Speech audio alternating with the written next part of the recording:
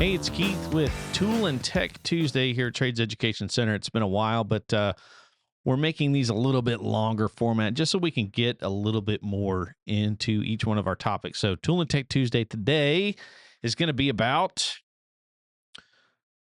a cinch tool, and this works with PEX B piping or tubing, if you will. So, I've got a little piece of PEX B. This is red. For those of you who don't know, outside the plumbing industry, we have, I think there's white, red, blue, and I think there's even clear. Correct me on that. A PEX pipe, in particular PEX B. PEX B is connected with barbed fittings, if you will, and then cinch rings, stainless steel cinch rings, and they go with this tool. So, again, this is as opposed to PEX A, which is joined by cold expansion. And but this is what we do a lot of around here is PEX B. So I figured I would show what this does. It's pretty nifty, this tool. So each one of these rings, it's made for the size of pipe that you're working with. This is 1/2 inch PEX B pipe. So this is a 1/2 inch stainless steel cinch ring. And regardless of the size of ring that you have, this little part right here on the front is the same size no matter what, because it fits in the front opening of this tool, right? So I tell when I'm showing students, this is the thing that I do at schools when I'm showing students something plumbing related. It's easy to carry a bunch of pieces of pipe. It's pretty inexpensive for us to carry a bunch of little rings and little fittings to show them, and also it's a little bit of a test of strength for students. So when you go to put this on, you slide the ring on, you put your fitting in, and that's actually important as to where this ring is, because once you put the fitting in, there you go, there it fits in. Knowing how long that fitting is going into the pipe is important, because I'll get it back out there.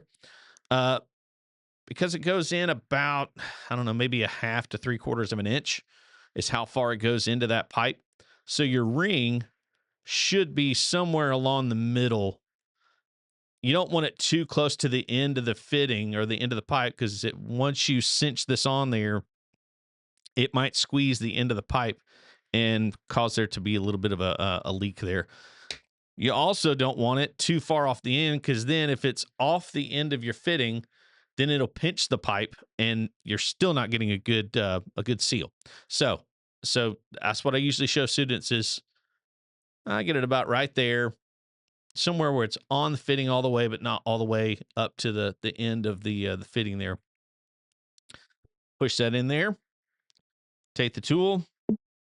Oops, hit the ring there. And you put it on here. Start pulling it in there. And then this is fun to do with students, because then they're like, oh, how strong am I? And then you have to help them a little bit sometimes. And sometimes the girls outdo the boys. So squeeze it until it lets go, which it did. And now that is solidly on that fitting. That is not going anywhere. The fun part that I have with apprentices and students at high schools that I taught to is once they do this, then I challenge them. Okay, try to take it off. Well, if you've done it correctly, it shouldn't come off, because this, depending on the manufacturer, there are manufacturers that if you use their fitting with their cinch rings, with their pipe, if it's all the same manufacturer, if it's done correctly, they can guarantee this to last for 50 years or so. It just depends on the manufacturer. Some of them will say, well, as long as you use our fittings, doesn't matter what else you use. It just depends on the manufacturer. So these, I think everything I've got here is from Sioux Chief, I think. So anyway, actually, no. I've got EverFlow pipe, and I've got Sioux Chief cinch rings and a plug or end cap here.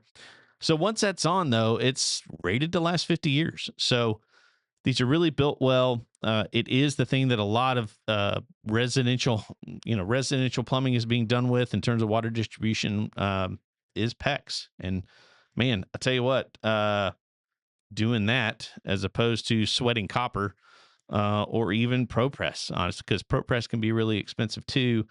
Again, this is one of the methods. And then the other one is PEX A, which is expansion.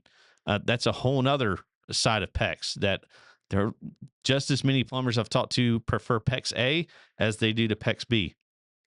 So Tool and Tech Tuesday, it's all about this Cinch tool. And there are others. This is one. This is the first one that I've come across that I've used. I know some of the plumbers I know have one-handed ones that ratchet that will do the same job, a little bit easier to handle. But this one, you start with the middle handle, and then you start pulling in that way. Once it goes all the way in, goes all the way out, and you're done.